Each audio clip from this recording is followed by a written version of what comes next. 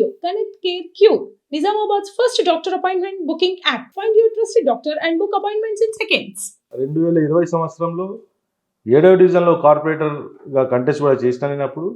దాని తర్వాత మరి అప్పుడు అన్ఫార్చునేట్గా నేను ఓడిపోవడం జరిగింది.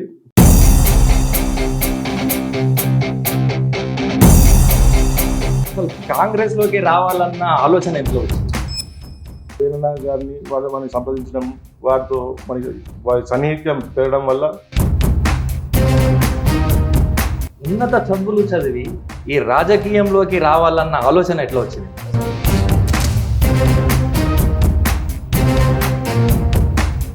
మహబూబ్ నగర్, కరీంనగర్, రంగారెడ్డి, జగిత్యాల ఇన్ఛార్జులుగా పనిచేశారు. మీరు అంత ఉన్నత పదవిలో నుండి మళ్ళీ కార్పొరేటర్ స్థాయికి వచ్చారు. గల్లీ నుంచే ఢిల్లీ దాకా పోవాలి. అందరూ గల్లీ నుంచి ఢిల్లీ దాకా పోవాలంటున్నారు, కానీ మీరు ఢిల్లీ నుంచి మళ్ళీ గల్లీకి వస్తున్నారు. లేదు, ఇప్పుడు మీరు 7వ డివిజన్ నుంచి కార్పొరేటర్గా పోటీ చేస్తాను అనుకుంటున్నారు. మరి మీకు ప్రజల మద్దతు ఉంటుందా? 100% ఇప్పుడు ఎలక్షన్ కోడ్ ఓపెన్ కాగానే అందరూ భూమి పూజలు కూడా చేస్తున్నారు. అభివృద్ధి పనులు అయితే ఇక్కడెక్కడే ఉన్నాయి కదా, ఏవి జరుగుతలేవు కదా అభివృద్ధి పనులు. ఇందులోకి సంబంధించిన అభివృద్ధి అయితే స్టార్ట్ కాలేదు, కానీ మా నుడాలో ఒక 23 కోట్ల 10 సంవత్సరాలు బీఆర్ఎస్ పరిపాలన, ఆ బీఆర్ఎస్ పరిపాలనలో రాష్ట్రాన్ని అల్లకల్లోలం చేసేది. అప్పు తీసుకొచ్చి సెవెంత్ డివిజన్ లో ఉన్న ప్రాబ్లంలు ఏంటో మీరు చెప్పగలుగుతారు? రాష్ట్రంలో కాంగ్రెస్ ప్రభుత్వము అధికారంలో ఉంది, నిజామాబాద్ నగరంలో బీజేపీ అధికారంలో ఉంది. కాంగ్రెస్ నుండి ఫండ్స్ వస్తలేవు, బీజేపీ డెవలప్ చేస్తలేరు అని చెప్పేసి బీజేపీ నాయకులు అంటున్నారు.